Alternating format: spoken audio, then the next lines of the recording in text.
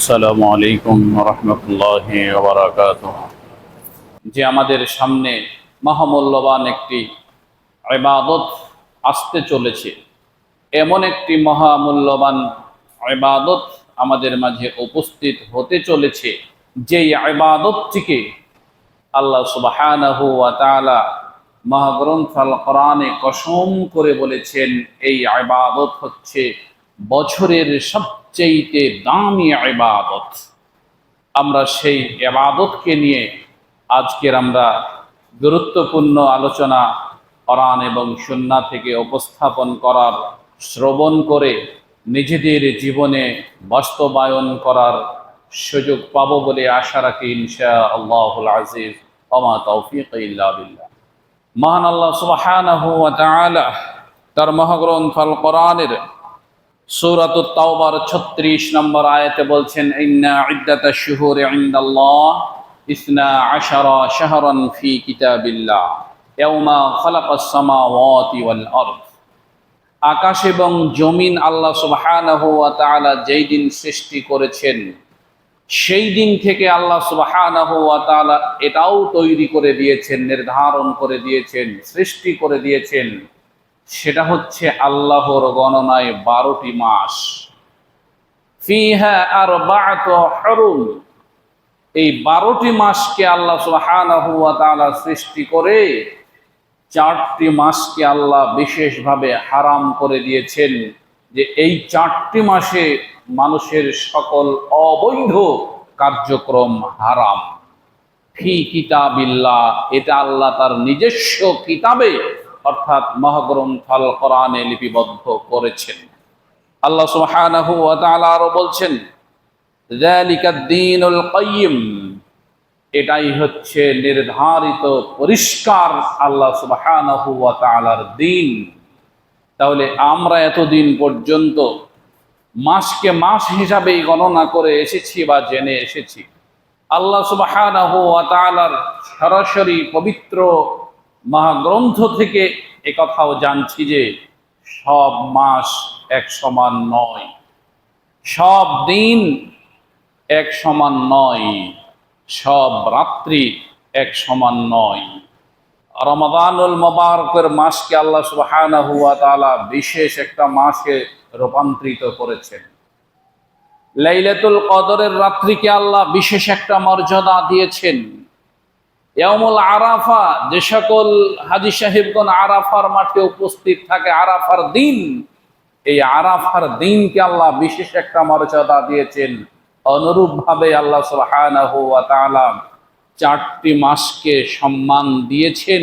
4টি মাসের আবারতম জিলহজ মাসের প্রথম 10 দিনকে মহাগ্রন্থ আল কোরআনের সূরাতুল ফজরে কসম করে বলছেন, ওয়ালায়ালিল আশর, জিলহজ মাসের প্রথম 10 দিনের কসম করে আমি আল্লাহ বলছি।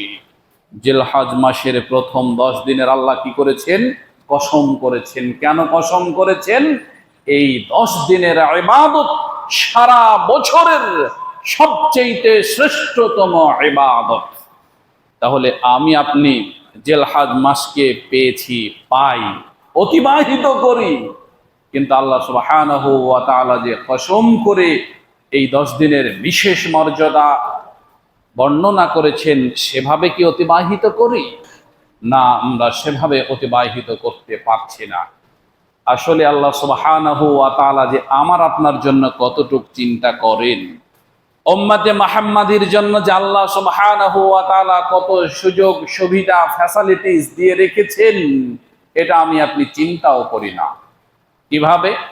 আমরা এমনিতেই জানি আমাদের আয়ু, আমাদের বয়স 60 থেকে 70, আমাদের গড় আয়ু 60 থেকে 70 বছর, যা আমাদের পূর্বপুরুষদের তুলনায় অনেক কম। আল্লাহ সুবহানাহু ওয়া তাআলা সেই চিন্তা করে আমাদের জন্য এই সকল সুবিধাগুলো দিয়েছেন, যাতে করে আমার উম্মত, আমার বান্দারা, তারা সংক্ষিপ্ত জীবন পেয়ে, তারা শর্ট একটা লাইফ পেয়ে, সংক্ষিপ্ত একটা সময়ে এমন সংক্ষিপ্ত ইবাদত করতে পারে যে ইবাদতগুলো তাদের পূর্বপুরুষদের ইবাদতকে পেরিয়ে তারা সবচেয়ে বেশি মহামূল্যবান ইবাদত এবং বেশি নেকি অর্জন করতে পারে। আমাদের পূর্বপুরুষদের প্রতি কি লাইলাতুল কদর ছিল? না, ছিল না। অনুরূপভাবেই যদি আমরা বিশেষ বিশেষ ইবাদতগুলোর দিকে দেখি, তাহলে আমরা দেখতে পাই সেই সাথে সাথে মনীষীদের জীবনীগুলো যদি দেখি, মুফাসসিরগণদের তাফসীরগুলো যদি আমরা পড়ি, মুহাক্কিকগণদের যদি আমরা তাহকিকগুলো অনুসন্ধান করি, তাহলে প্রত্যেকেই সুস্পষ্টভাবে কথা বলছেন, আমাদের আল্লাহর শুকরিয়া আদায় করার কোনো ভাষা নেই যে আল্লাহ শুধুমাত্র উম্মতে মুহাম্মাদীকে অর্থাৎ আমাদেরকে আমাদের জন্য এরকম বিশেষ বিশেষ সুবিধাগুলো দিয়েছেন, অন্য কোনো উম্মতদেরকে এত বিশেষ সুবিধা আল্লাহ দেননি। তাহলে এই বিশেষ সুবিধার জন্য রব্বুল আলামিনের কাছে একবার বলি আলহামদুলিল্লাহি রাব্বিল আলামিন। তাহলে বিশেষ সুবিধার গুলোর ভিতরে আমরা কি করতে পারি?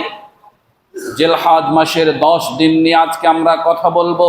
আল্লাহ সুবহানাহু ওয়া তাআলা বলছেন, আল হাজ্জু আশহুরুম মা'লুমাত ফামান ফারাদা ফীহিন্নাল হজ্জ ফালা রাফাসা ওয়ালা ফুসুকা ওয়ালা জিদালা ফিল হজ্জ। সূরাতুল বাকারা আল্লাহ সুবহানাহু ওয়া তাআলা এই কথাটি বলছেন, আল হাজ্জু আশহুরুম মা'লুমাত, হজ প্রতিদিন চলে না, হজ চলে আল্লাহর নির্দিষ্ট দিন এবং মাসে। উমরা প্রতিদিন চলে, সারা বছর চলে, 12টি মাস চলে। হজ শুধুমাত্র নির্দিষ্ট দিনগুলোতে চলে, শুধুমাত্র নির্দিষ্ট জিলহজ মাসেই চলে, আর কোনো সময় হজ চলে না। এটা হচ্ছে আল্লাহ সুবহানাহু ওয়া তাআলার বিশেষ একটা নিয়ামত। কি নিয়ামত? কতবার আমি আপনি শুনে এসেছি, কতবার আমার আপনার পরিবার শুনেছে, হাজী সাহেবগণ একেবারে নিষ্পাপ হয়ে ফিরে আসে, যেভাবে যেই দিন তার মায়ের পেট থেকে সে নিষ্পাপ হয়ে পৃথিবীতে জন্মগ্রহণ করেছিল। এত বড় নিয়ামত আপনাকে ছাড়া আর কাকে দেওয়া হয়েছিল? আল্লাহ সুবহানাহু ওয়া তাআলার বিশেষ একটা নিয়ামত।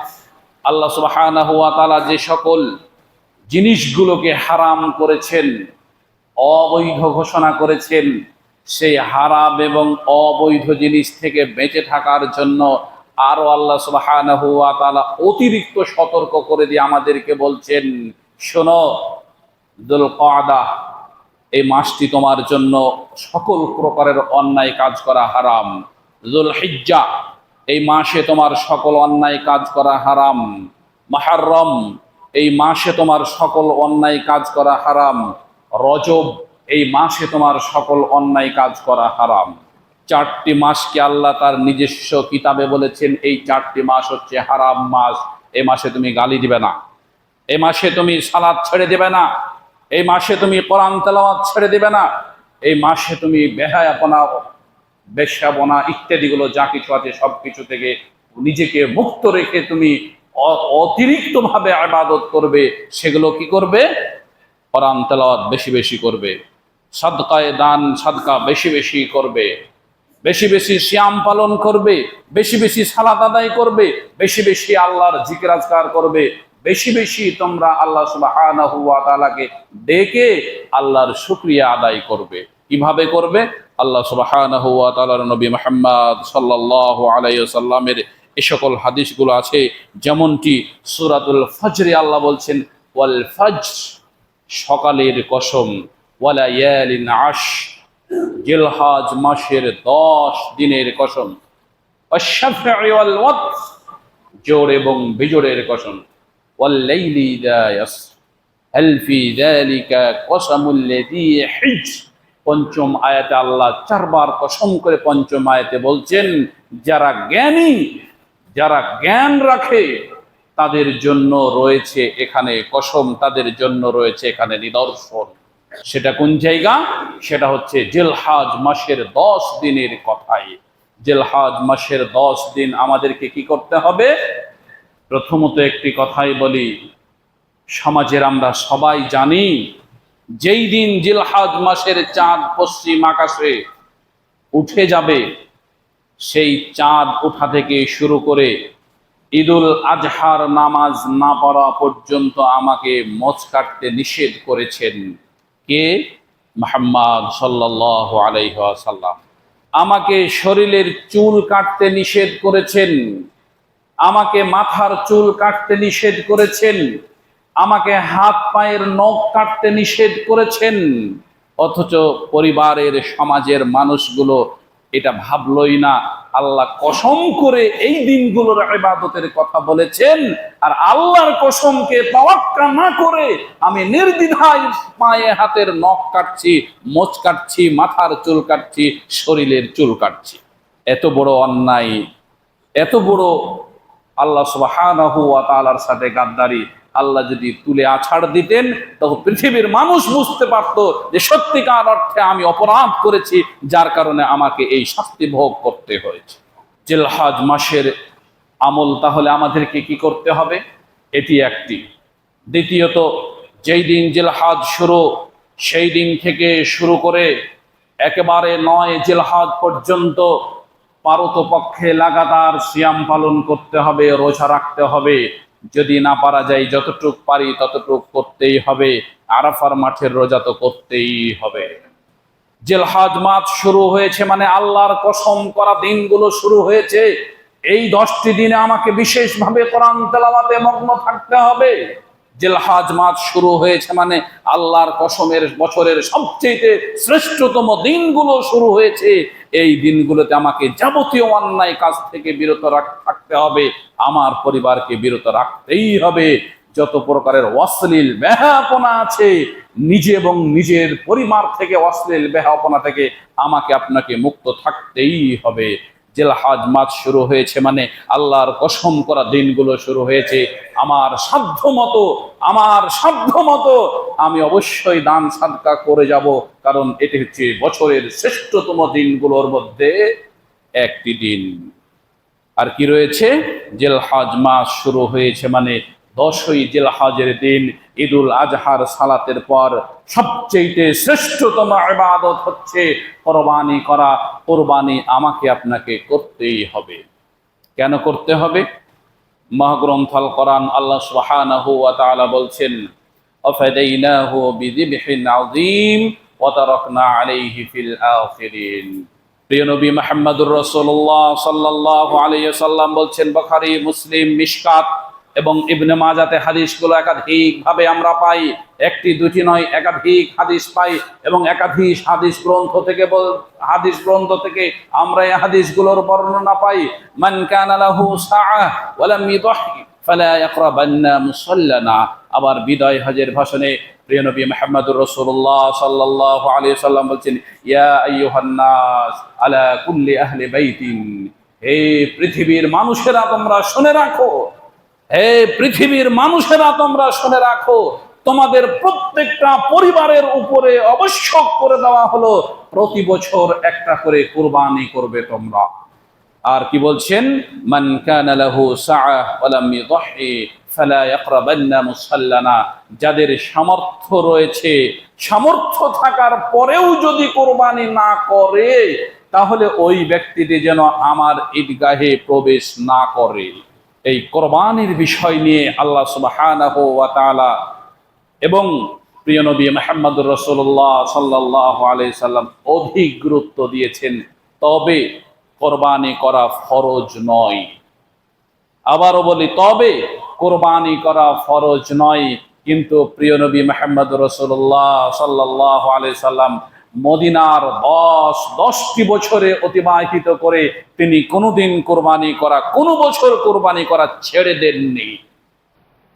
প্রত্যেক বছর তিনি কোরবানি করেছেন এবং সাহাবীদেরকে করতে বলেছেন, এবং এই কোরবানি করার মধ্য দিয়ে মুসলিম উম্মাহর মধ্যে একটা আনন্দ তৈরি করেছেন। অতএব কোরবানির বিশেষ একটা ইবাদত। আল্লাহ সুবহানাহু ওয়া তাআলার নবী মুহাম্মদ সাল্লাল্লাহু আলাইহি ওয়াসাল্লাম বলেন, আল কুরবান মা ইয়াতাকাররাবু বিহিল আবদু ইলাল্লাহ। কুরবানিটা কি? কুরবানি হচ্ছে এমন একটা ইবাদত যা বান্দাকে আল্লাহর নিকটে করে দেয়, আল্লাহর কাছে পৌঁছে দেয়। এর নাম হচ্ছে কুরবানি। কোরবানি দিলাম বা কোরবানি করলাম কথাটিকে নিয়েও যদি আমরা ভাবি এমনিতে সাধারণভাবে, তাহলে আমাদেরকে এটা ভাবতে হয় আমরা কি দিলাম বা কি করলাম। কোরবানি দিলাম, কাকে কুরবানি দিলাম? কোরবানি করলাম, কাকে কুরবানি করলাম? নিজেকে একটু ভাবতে হবে। নিজের নাফসের যে সকল খায়েশিয়াত গুলো রয়েছে, কুপ্রবৃত্তি গুলো রয়েছে, অশ্লীল বেহাপনা গুলো রয়েছে, ভুল ত্রুটি এগুলো রয়েছে, এগুলোকে আমি কুরবানি দিলাম, আল্লাহর রাহে কুরবানি করলাম।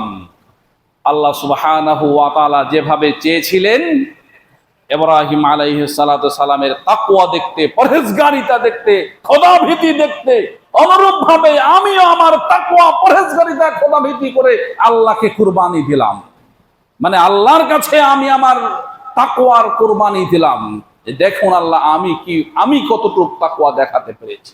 আমরা যেটি বলছিলাম, কুরবানি একটা ইবাদত। যেমন ভাবে সালাত ইবাদত, দান করছি, সাদকা করছি যেমন ইবাদত, নিজের ভেবে করছি, রোজা রাখছি যেমন ইবাদত, নিজের ভেবে রাখছি, কোরবানিটাকে আপনাকে নিজের ভাবতে হবে, নিজের ভেবে এই ইবাদতটিকে করতে হবে। কেননা প্রিয় নবী মুহাম্মদুর রাসূলুল্লাহ সাল্লাল্লাহু আলাইহি সাল্লাম আজীবন সেটা করে গেছেন এবং করার জন্য বলেছেন। রাসূল সাল্লাল্লাহু আলাইহি সাল্লাম বলেছেন, আফদালু আইয়ামুদ দুনিয়া আইয়ামুল আশরি। দুনিয়াতে যতগুলো শ্রেষ্ঠতম ইবাদত রয়েছে, এই শ্রেষ্ঠ ইবাদতের মধ্যে হচ্ছে এই জিলহজ মাসের 10 দিনের শ্রেষ্ঠ ইবাদত। জিলহজ মাসের 10 দিনের যে শ্রেষ্ঠ ইবাদত, এই 10 দিনের শ্রেষ্ঠ ইবাদতের চাইতে আর কোনো শ্রেষ্ঠ ইবাদত নেই। যেমন আল্লাহ সুবহানাহু ওয়া তাআলা মহাগ্রন্থ আল কোরআনে বলছেন, সূরাতুল হজের 32 নম্বর আয়াতে, যালিকা ওয়া মান ইউআযযিম শাআইরাল্লাহ ফাইন্নাহা মান তাকওয়াল কুলুব। যালিকা ওয়া মান ইউআযযিম শাআইরাল্লাহ। জিলহজ মাসের এই 10 দিন হচ্ছে মহা একটা নিদর্শন। কেন মহা নিদর্শন? বড় বড় ইবাদতগুলো এই জিলহজ মাসের এই 10 দিনেই রয়েছে। একটু চিন্তা করেন, জিলহজ মাসের 10 দিনের মধ্যেই আপনার লুকায়িত রয়েছে মহামূল্যবান ইবাদত হজ। যেই হজের কথা আল্লাহর রাসূল পরিষ্কারভাবে ঘোষণা করে বলছেন যে মানুষ একেবারে নিষ্পাপ হয়ে যায়। যেই হজের কথা আল্লাহ বলছেন যার সামর্থ্য রয়েছে, শুধুমাত্র তারই উপরে আমার অধিকার রয়েছে, আমার হক রয়েছে, আমার পাওনা রয়েছে যে সে ব্যক্তিটি আমার মক্কা এবং মদিনা জিয়ারত করবে, হজ করবে। আল্লাহ আপনার কাছে কি চেয়েছেন? কোটি কোটি টাকা, বাড়ি, গাড়ি, আকাশ, সূর্য, গাছপালা, ফলমূল, চাহিদা ইত্যাদি কিছুই চাননি। সামর্থ্য রয়েছে, আপনি যান, গিয়ে নিষ্পাপ হয়ে আসেন। আল্লাহ এটাই চেয়েছে আপনার কাছে। যদি এটা না দিয়ে মৃত্যুবরণ করি, মনে রাখতে হবে আল্লাহর কাছে আমি ঋণী। কারণ আল্লাহ আমার কাছে কিছু একটা পেতেন, আমি আল্লাহকে সেটা দুনিয়াতে দিয়ে আসতে পারিনি, আমি ঋণ নিয়ে মৃত্যুবরণ করেছি। এমন বড় একটা ইবাদত রয়েছে। জিলহজ মাসে বড় একটা ইবাদত কোরবানি রয়েছে, যেটার দ্বারাতে মানুষের তাকওয়ার একেবারে বহিঃপ্রকাশ পায়। জিলহজ মাসের ইবাদতগুলোর ভিতরে ইয়ামুল আরাফার রোজা রয়েছে, যেই একটি রোজাতে আল্লাহ বান্দাকে 2 বছরের যতগুলো গুনাহ রয়েছে সকল গুনাহ থেকে আল্লাহ মুক্ত করে দেন। জিলহজ মাসের ইবাদতগুলো এমন ইবাদত যেই দিনগুলোকে, যে জিলহজ মাসের প্রথম দশক থেকে আল্লাহ কোরআনে স্বয়ং কসম করে বলেছেন এই দিনগুলোই হচ্ছে সর্বশ্রেষ্ঠতম দিন। এগুলোকে আমরা বললে এভাবে বলতে পারি, জিলহজ মাসের যেই প্রথম 10 দিন রয়েছে, যতগুলো ইবাদত রয়েছে, দৈহিক ইবাদত, বড় বড় ইবাদত গুলো এখানে নিহিত রয়েছে। যার কারণে এখানে বেশি বেশি কোরআন তেলাওয়াত করতে হয়, যার কারণে সাধ্যমতো বেশি বেশি সিয়াম পালন করতে হয়, যার কারণে সাধ্যমতো বেশি বেশি দান সাদকা করতে হয়, যার কারণে সাধ্যমতো আমাদেরকে কোরবানি করতে হয়, যার কারণে বেশি বেশি আল্লাহর কাছে তওবা ইস্তেগফার করতে হয়, যার কারণে রাত্রিতে জেগে আল্লাহর কাছে গুনাহ মাফ চাইতে হয়। কিন্তু আমরা জিলহজ মাস এলো তো কি হচ্ছে, মাস তো মাসই। আল্লাহ সুবহানাহু ওয়া তাআলা এভাবে করে আমাদেরকে শুধু নির্দিষ্ট করে আমাদের জন্য এই সুযোগ সুবিধাগুলো দিয়েছেন, দান করেছেন। আল্লাহ বলছেন ফাইন্নাহু মান তাকওয়াল কুলুব। আর এই যে কাজগুলো যারা করে, কোন কাজগুলো? এতক্ষণ যেগুলো বললাম, এগুলো যেগুলা যারা করে তারা মূলত তাদের অন্তরের একেবারেই ভিতর অন্তর থেকে করে, তাকওয়া থেকে করে, পরহেজগারিতা থেকে করে, লোক দেখানোর জন্য করে না, মানুষকে দেখানোর জন্য এগুলো করে না। অতএব আমাদেরকে এগুলো করতে হবে সত্যিকার অর্থে এই দিনগুলোকে, যাতে করে আমরা আমলে রূপান্তরিত করতে পারি।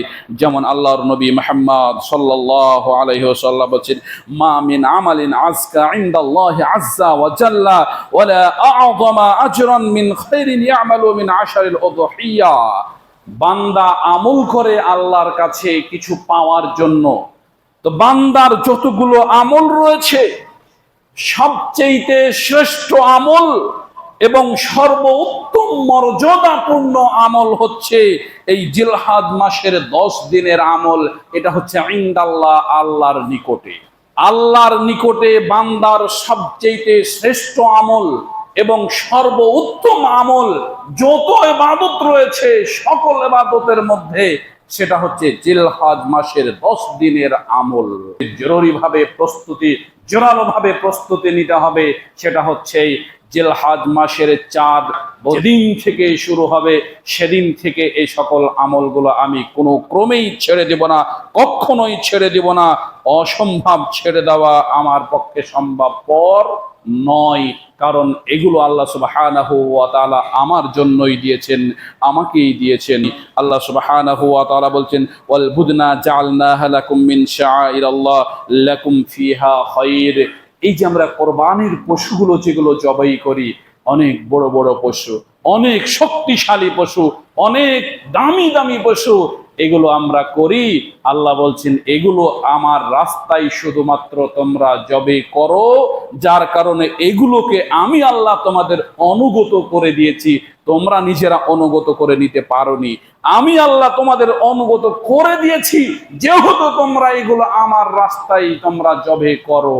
আর মনে রেখো, আল্লাহ বলছেন লাকুম ফিহা খায়র, এর ভিতরে তোমাদের জন্য রয়েছে কল্যাণ। কোরবানির ভিতরে আমাদের কি কল্যাণ রয়েছে কখনো কি চিন্তা করেছি?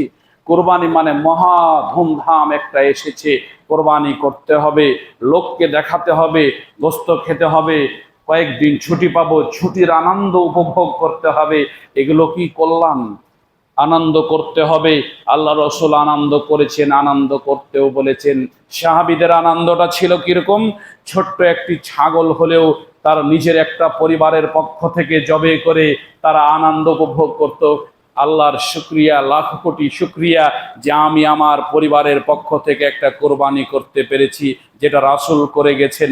আমি রাসূলের সুন্নাতটিকে ধরে রাখতে পেরেছি, আমি সামর্থ্য হয়েছি। এটা নিয়ে তারা খুশি করত, আনন্দ করত, নিজে খেত, অন্যদেরকে খাওয়াতো। যারা চাইতেন তাদেরকে দিতেন, যারা না চাইতেন তাদেরকেও দিতেন। জোরালোভাবে 4টি বিষয় আমাদেরকে স্মরণে রাখতে হবে, যা আল্লাহ সুবহানাহু ওয়া তাআলার নবীর ইবনে মাজার হাদিসেও রয়েছে, তিরমিজির হাদিসেও রয়েছে।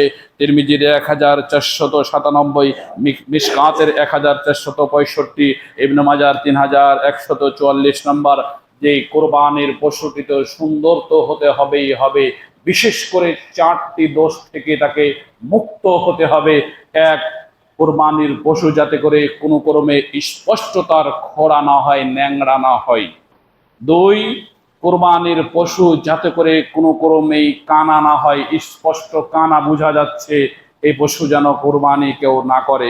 3, কোরবানির পশু যাতে করে জীর্ণ শীর্ণ, রোগা পটকা এগুলো না হয়। কোরবানির পশু হবে তরু তাজা হবে, ছোট হোক বড় হোক, গরু হোক মহিষ হোক, খাসি হোক দুম্বা হোক, ওঁট হোক, ছাগল হোক ছাগি হোক, যেটাই হোক না কেন সেটা যেন অবশ্যই তরু তাজা হয়, চর্বি নাই, খিটখিটে জীর্ণ শীর্ণ একেবারেই এইগুলো যেন না হয়। 4, কোরবানির পশু যেন অবশ্যই শিংওয়ালা পশু হয়, আর কোরবানির পশুর তো দাঁত অবশ্যই থাকতে হবে। মুসিন্না যাকে বলা হয়েছে, মুসিন্না পশু দ্বারা কোরবানি করাই হচ্ছে নবী মুহাম্মদ সাল্লাল্লাহু আলাইহি সাল্লামের সুন্নাহ। এই প্রশ্নটাই বারবার আসবে, 1 বছর পূর্ণ হয়ে গেছে খাসিটা, এখনো দাঁতেনি, আমার দিতে পারবো নাকি?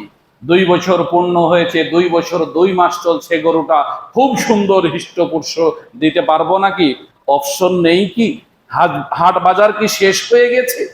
আর কি গরু মহিষ কোথাও নেই, খাসি নেই, সব বিক্রি হয়ে গেছে? এটা তো আপনার ইবাদত। আপনাকে বলা হচ্ছে একটা সুষ্ঠু সুন্দর শিং বিশিষ্ট দুধের দাঁত উঠে পড়ে গিয়ে নতুন দাঁত বের হয়েছে এরকম একটা পশু কোরবানি করতে। ইবাদতের ভিতরে আপনি নিজের কথা নিয়ে আসছেন কেন? যদি না পাওয়া যায়, পাওয়াই যাচ্ছে না, আর এটাই পুঁজি আছে, এই একটাই আছে সারা শহরে, আর কোথাও নেই, আমার সময়ও নেই যে আমি অন্য শহর থেকে নিয়ে আসব। ঠিক আছে, তখন আপনাকে অনুমতি দেওয়া হয়েছে। এখন তো আপনার শহরে কোনো কিছুর অভাব নেই।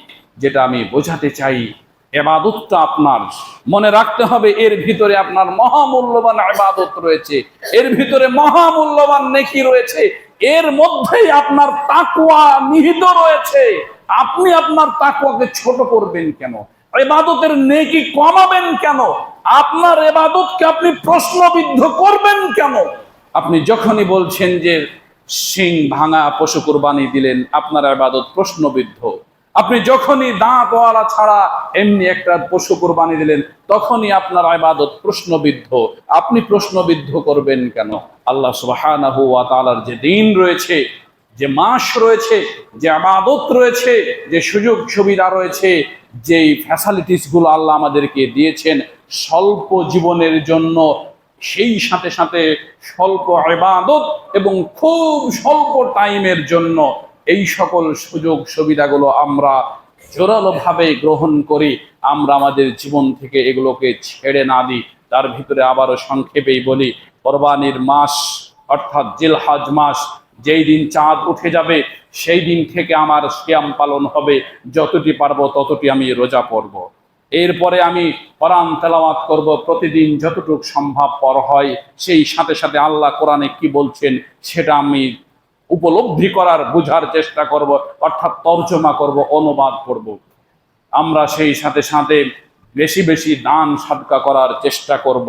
আমরা সেই সাথে সাথে যারা হজ করছেন তারা হজকে পরিপূর্ণভাবে আমরা সম্পন্ন করব।